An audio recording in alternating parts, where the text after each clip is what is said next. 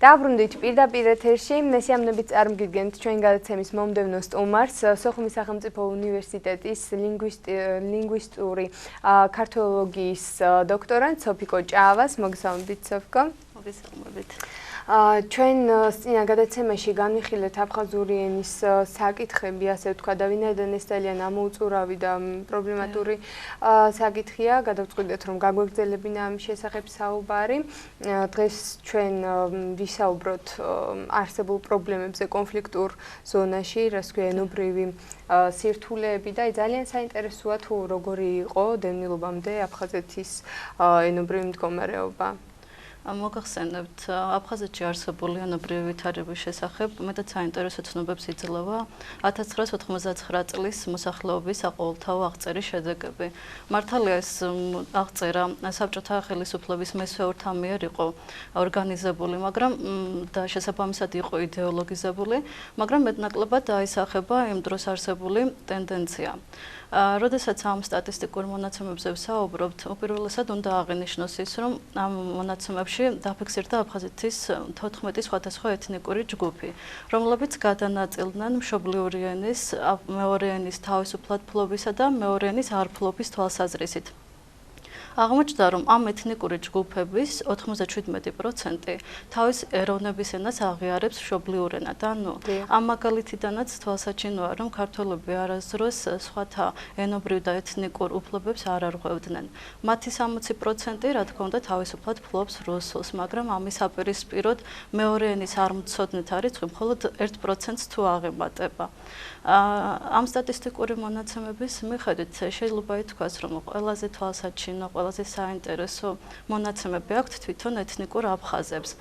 როგორც ვიცით, დაფიქსირდა დაახლოებით 97,000 აფხაზი, ანუ აფხაზეთის მოსახლეობის დაახლოებით 17%. და მათი უმრავლესობა დაახლოებით 96-95% მშობლიურ ენად აღიარებს აფხაზურს. ამის პარალელურად შეიძლება ითქვას, რომ მეორე ენად აფხაზების 78% რუსულს ფლობს თავისუფლად. მაშინ, როდესაც ქართული მხოლოდ 2%-მა თუ იცის. მეტად რადიკალური მონაცემებია და ამ სურათიდანაც კარგად ჩანს დომინანტი ენის როლი, როგორ მოქმედებდა ის სხვა ენებზე და ასე შემდეგ. ანუ, რისი თქვა მინდა? მართალია, ყველამ ვიცით, რომ აფხაზების დიდი უმეტესობა არ ფლობდნენ თავიანთ მშობლიურ ენას, მაგრამ აღიარებით ისინი თავიანთი ეთნიკური იდენტობის მარკირებას ახდენდნენ. ანუ შეიძლება რა იგულისხმება?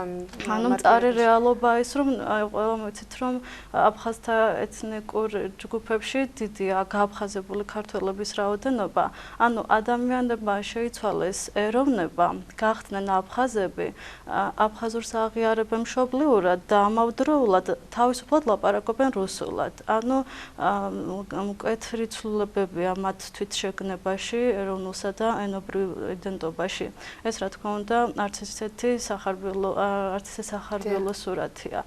ამ ეთნიკურ ჯგუფებზე როცა ვსაუბრობთ, საინტერესოა სტატისტიკურ მონაცემებში აღწერილი ქალაქისა და სოფლის მოსახლეობის ენობრივი მაჩვენებელი. ხშირ შემთხვევაში და იგივე თუნდაც სკოლები, ვთქვათ, და რა მდგომარეობა იმ სკოლებშიც ამასაც ვისაუბრებთ. აი, სანამ სკოლა შევეხებოდით ქალაქს და სოფელს შორის გამოიჩნდა, ხშირ შემთხვევაში სოფელში უფრო ინარჩუნებენ ადამიანები მშობლიური ენის ხარისხს, ვიდრე ქალაქში. ქალაქში სხვა ენის, მესამე ენის დაუშვათ ამ შემთხვევაში აფხაზეთის ტერიტორიაზე მესამე ენის პრესტიჟულობამ მეტნაკლებად დააკნინა სხვა ენების ფუნქციონირების არეები. შესაბამისად, ქალაქში სხვა ენა ისწავლა ამ შემთხვევაში რუსული ადამიანმა, მაგრამ სოფელში დარჩენილი ადამიანი ერთგული დარჩა თავისი მშობლიური ენისა. საინტერესოა ქალებსა და მამაკაცებს შორის და ამ სტატისტიკური მონაცემების მიხედვით ქალები უფრო ინარჩუნებენ მშობლიური ენის ხარისხს, ვიდრე მამაკაცები. რატომ ხდება ესე? რა ვიცი, ქალის ბუნებიდან გამომდინარე, აბა დედები ხშირ შემთხვევაში გავლენას ახდენენ შვილობის მეტყველებაზე. ალბათ ეს განსაზღვრავს. და აი სანამ სტატისტიკურ მონაცემებზე საუბარს დავასრულებდე, მინდა აღვნიშნო ერთ-ერთი კვლევის დროს აფხაზეთელი აფხაზების ენობრივი მაჩვენებლები შევადარეთ აჭარელი აფხაზების სტატისტიკურ მონაცემებს. საინტერესო აღმოჩნდა ის, რომ იქაც აფხაზები, რა თქმა უნდა, თავიანთ მშობლიურ ენად აღიარებენ თავისი ეროვნების ენას აფხაზურს, მაგრამ მეტმა წილმა იცის ქართული. ძალიან კარგად იცის და მეტი ნაწილიც ზოგჯერ მშობლიურ ენადაც აღიარებენ. ანუ რისი თქმა მინდა, იცით, აფხაზეთში აჭარაში მცხოვრები აფხაზების დღეს ჩვენს გვერდით ცხოვრება არის ერთ-ერთი თვალსაჩინო მაგალითი იმისა, რომ თუ მესამე ძალა არ ერევა ჩვენს ურთიერთობებში, ჩვენ შეგვიძლია მშვიდობიანი, მეგობრული, ნათესაური ურთიერთობა ერთმანეთის გვერდით, როგორც საუკუნეების წინ შევძელით. და რაც შეეხება სკოლის თემას, სკოლის საკითხს თვითონ კონფლიქტურ ზონაში. ზონაში, ხო, რა თქმა უნდა, ვითარება ძალიან რთულია. 93 წლისთვის გალში ფუნქციონირებდა დაახლოებით 54 სკოლა. კონფლიქტის შემდეგ მხოლოდ 31 სკოლა დარჩა, დაახლოებით 4000 მოსწავლე დადის ამ სკოლაში. რა თქმა უნდა, de facto განათლების სამინისტროს ესეთი ორი გეგმა აქვს, რომლითაც სკოლები ასე ნაწილდება. გეგმა, რომლის მიხედვითაც არის სწავლება ქართული და გეგმა, რომლითაც ისწავლება ქართული. მოგეხსენებათ, აფხაზეთის ადმინისტრაციამ გალის რაიონი დაყო შემდეგ ზონებად, ეს არის ტყარჩელის, ოჩამჩირისა და გალის რაიონის სკოლები და შესაბამისად ეს სოფლები ამ ზონების მიხედვით გადანაწილდა. ანუ რისი თქმა მინდა, მაღალი ზონის სოფლებში მასწავლებლებს უჭერთ ესე იგი მოღვაწეობა, გამომდინარე იქიდან, რომ მათ ქართული სკოლა დაამთავრეს, ქართული უმაღლესი სასწავლებელი გაიარეს და ერთი უცე მათ აიძულებენ, რომ სულად აუხსნან კვეთილები ბავშვებს, მაგრამ დაბალი ზონის სოფლებში ეს ვერ მოახერხეს აფხაზებმა და მასწავლებლების დიდი ძალისხმევა დასჭირდათ იმას, რომ დღემდე იქ ქართული ენა შენარჩუნებულია. მოგეხსენებათ, ქართული მხრიდანაც არის მხარდაჭერა, აფხაზეთის განათლების სამინისტრო ხშირად ატარებს ღონისძიებებს, კონფერენციებს, ტრენინგებს, გადმოყავთ ეს მასწავლებლები და ყველანაირად ხელს უწყობენ.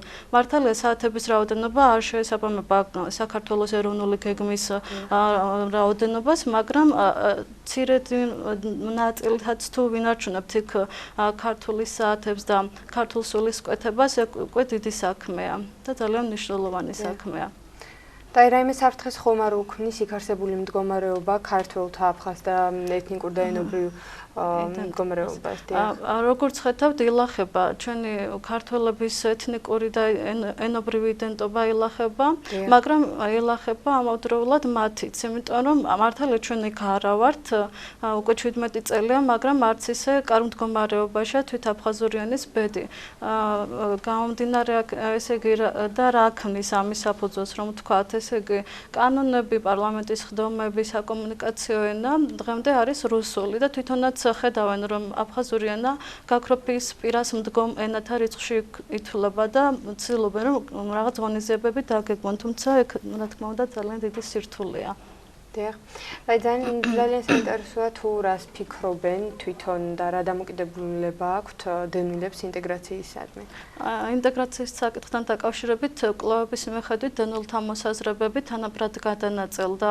ერთნი მომხრენი არიან, რა თქმა უნდა, მეორენი საპირისპიროდ, მაგრამ რასთან ასოცირდება?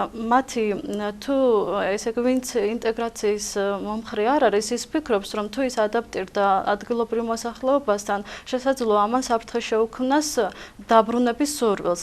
ეს საკითხი აფხაზეთის სკოლებთანაც არის დაკავშირებული და მინდა გითხრათ, რომ 7 წლიანი თანამშრომლობის შემდეგ ამ ბავშვებს მეტნაკლებად ვიცნობ და შემეძლია ვთქვა, რომ ეს ბავშვები მართალია ისინი იქ არ დაბადებულან, იქ არ გაზრდილან, მაგრამ მაინც აფხაზეთი არის მათთვის ესეთი ოცნების მხარე, ოცნების კუთხე.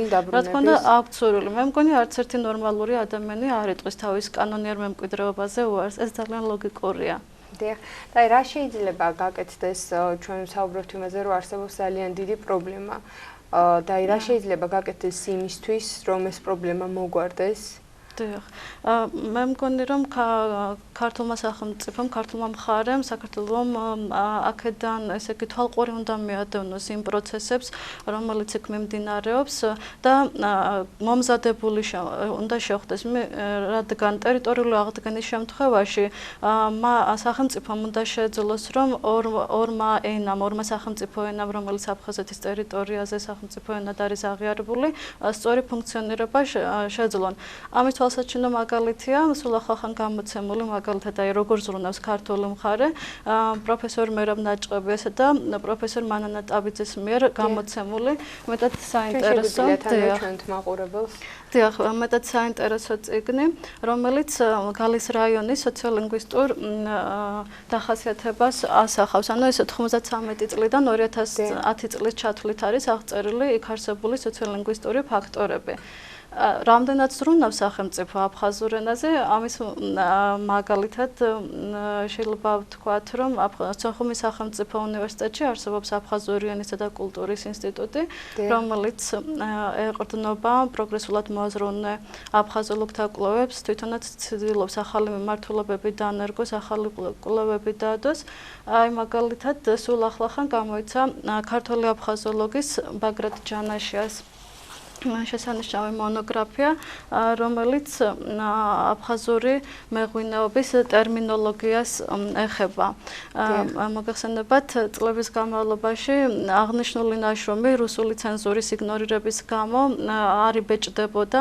ოჯახის წევრებმა ბატონ თეიმურაზ გვანცელაძეს გადასცეს იგი გამოსაცემად და აფხაზეთის კულტურისა და განათლების სამინისტროს მხარდაჭერით შევძელით ამ წიგნის გამოცემაც. დიახ. და ის საერთოდ ძალიან საინტერესოა თუ სტუდენტების დაინტერესება თვითონ აფხაზოლოგიისადმი, აფხაზური ენისადმი და რატომ უნდა აირჩიოს თვითონ საერთოდ სტუდენტმა აფხაზური ენა. მოგახსენებთ, უკვე მეორე წელიწადია სოხუმის უნივერსიტეტში არსებობს აფხაზური ენისა და ლიტერატურის სპეციალობა და ესე იგი რატომ უნდა აირჩიონ ეს ადამიანები, ვინც აფხაზურ ენასა და ლიტერატურას აირჩევს, იქნებიან ერთ-ერთი მოთხოვნადი სპეციალობის წარმომადგენლები, ვინაიდან ამ სპეციალობის ადამიანები ნაკლებად არსებობენ და დაბრუნების შემთხვევაში ისინი იქნებიან ყველაზე საინტერესო პროფესიის ადამიანები და თუ იმ ადამიანებს, რომლებსაც სურთ კავკასიურ ენათმეცნიერებაში თავიანთი მეცნიერული ღვაწლი ესე იგი დაადონ და განვითარდნენ ამ სფეროში, მათთვის ერთ-ერთი ყველაზე კარგი შესაძლებლობაა რომ აფხაზური ენა და ლიტერატურა ისწავლონ. და კვლევებში თვითონ ჩართულები არიან ხომ სტუდენტები? დიახ, კვლევებში ჩართულები არიან. ახლახან ჩვენ ავიღეთ აფხაზური ენისა და ლიტერატურის კულტურის ინსტიტუტმა ევროკავშირის და გაეროს ფონდის ერთ-ერთი გრანტი მივიღეთ, რომელიც აჭარული აფხაზების ეთნიკური და ენობრივი იდენტობის კვლევას გულისხმობს. ამ პროექტში ჩართული არიან აფხაზური ენისა და ლიტერატურის სპეციალობის სტუდენტები. და ესე იგი ეს პროექტი იქნება ერთ-ერთი წინ გადადგმული ნაბიჯი, იმიტომ რომ ქართული საზოგადოებისათვის ნაკლებად გამოკვლეული და ნაკლებად ცნობილი სფეროა, რომელიც საჭიროა ჩემის აზრით, რომ კარგად შევისწავლოთ და ვიცოდეთ. მადლობას მოგახსენებთ სოფიკო მურძანებისთვის წარმატებებს გისურვებთ. თქვენ კი შეგახსენებთ რომ სტუდიის სტუმარი გახდეთ სოხუმის სახელმწიფო უნივერსიტეტის ლინგვისტური ფილოლოგიის დოქტორანტი სოფიკო ჭაავა.